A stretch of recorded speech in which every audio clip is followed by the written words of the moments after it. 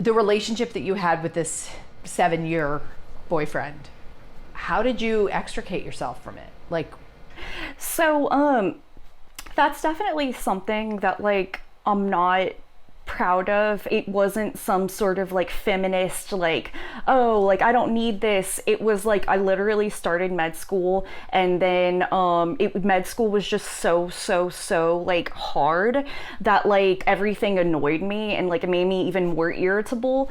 And then the gross part is that I befriended somebody else, and like we never cheated or anything, but it was one of those scenarios where like you almost like have a backup, a safety net, if you will. You know what I mean? I found somebody else and we were like studying, but it was kind of like I had somebody that I could like spend my time with and not have to be alone. And then eventually I told this person and I confided in them about the abuse, and they were just like, look, like I'm not saying this solely because like I want to be with you, like that's just really effed up kind of thing.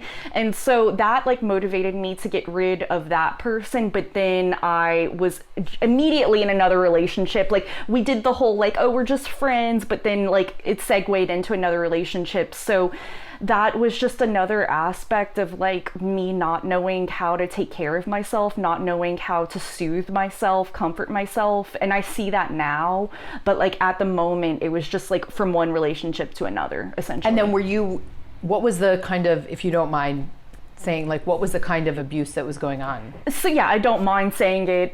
So basically it was very much so like emotional and verbal, but at the same time though, it's really important for me to relay that like I was problematic as well. Nobody should ever be hit. But whenever I was like hit, it was kind of like, that was kind of the trigger for me to feel like, well, if this person can hit me, then I can hit them. And then I'm not being abused because I'm abusing back. And that's like really messed up mentality. So like, I just remember like one time, and I'm only saying this to kind of give, like, I know for me, I am nosy and I like to like kind of have the visual. Yeah. And I remember like one time, I think that he got like a hickey or something, and I was like really dumb because I was like young and I didn't know what that was, and I was just like, oh, what happened to your neck? Did you like whatever? And I like legit didn't know. But then like later on, like somebody told me that like he cheated on me, and then, you know, my typical like borderline whatever you want to call it, my reaction was not good. And so we were on his motorcycle and we got off of his motorcycle, and it's just like so chaotic, and I took like a freaking key and I scratched his motorcycle. That is not okay. But then he punched me in the stomach, and I just remember being in my front yard like doubled over, but the only thing I was thinking of was, please don't let my parents come outside and see this. Was something bad done to me? Absolutely. Did I engage in problematic and toxic behaviors? Absolutely. And it's important for me as a person to acknowledge that, because the only way that I can get better is to do that. Agreed. And so I don't want to ever make it seem like it's okay to key somebody's vehicle, because it's not. Like, right. It's also not okay to hit someone. But yeah, but I as someone who's in a relationship and like 100% is not like always, sort of an understatement, well behaved, you know, I agree with you that like what he did was wrong, but it doesn't mean that you were perfect or shouldn't recognize what you did. I think that like for me, it was just like the sense of unworthiness and the sense of there was something wrong with me. I never thought that I was like a victim because, like I said, I perpetrated in certain ways.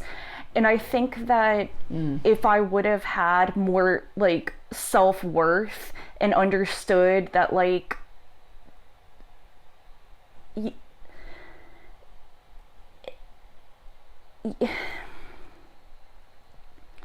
like if I could talk to myself, I would just say like, look, like you did some bad things too, but you did those things in the instance of you were trying to protect yourself. It does not make your actions right, and you need to learn how to be able to handle your emotions like in a more productive and healthy fashion. Like in those kind of like domestic situations, having forgiveness and compassion for yourself and kind of working towards not having that like that sense of dirtiness. Like, because for me, I think that I felt like I was bad too. So I felt like two bad people, at least we really knew each other, you know? Whereas if I was with somebody who was good and I would tell them about my badness, then I would be rejected. So it's like us together and our badness at least had us together. So I think that like, whenever you're working with somebody, you know, obviously safety is number one. And then after that, just allowing for that person to understand that whatever they did, like that is not something that has to be their label for the rest of your life. Like, you did a bad thing, you did something that you're not proud of, but that doesn't mean you're a bad person. And I think that me just coming to the realization that like, in my past, I've done things that like I'm not proud of, but like that doesn't mean for the rest of my days I need to like lock myself in a basement and like, you know, beat myself with a whip. And once again, that goes back to what Charlotte said, because in Charlotte's interview, she was talking about how she couldn't fathom like people who wake up every day and give themselves a pat on the back. And I laughed because it's like, that's when I knew she got it. So whenever I say these things about giving yourself compassion and forgiveness, it's coming from people who our self-worth is so low that it's just about getting us to a point of feeling like just getting us to a baseline. You know what I mean? It's not at all to like be narcissistic or grandiose or like I was totally the victim and I'm a great human being. It's just like it. So I don't know. Like, I know I'm all over the place, but it's just, that's my answer. Yeah. No, I was curious because it's like interpersonal relationships with sort of a personality disorder, psychopathology are kind of hard sometimes. So I was curious, like, at that young age, how you were able to like extract yourself from it. So I guess I wish I would have gotten out the way that I perceive myself now if I was in a similar scenario.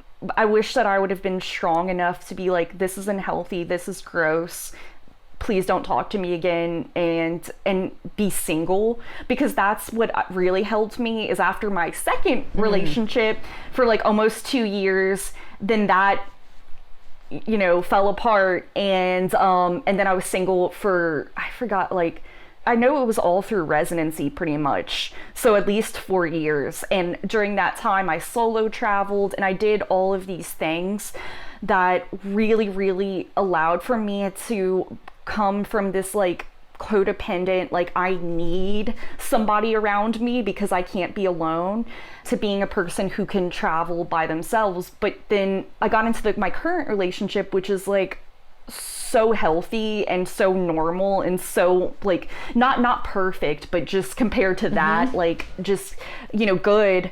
But like I said, when I moved to California, although I had made all of these improvements and come so far, I was still having these like chronic suicidal thoughts. And so that was kind of how I knew that despite the singleness and despite the self-growth and the progress and the medication and the therapy, there was just something that was like not right still.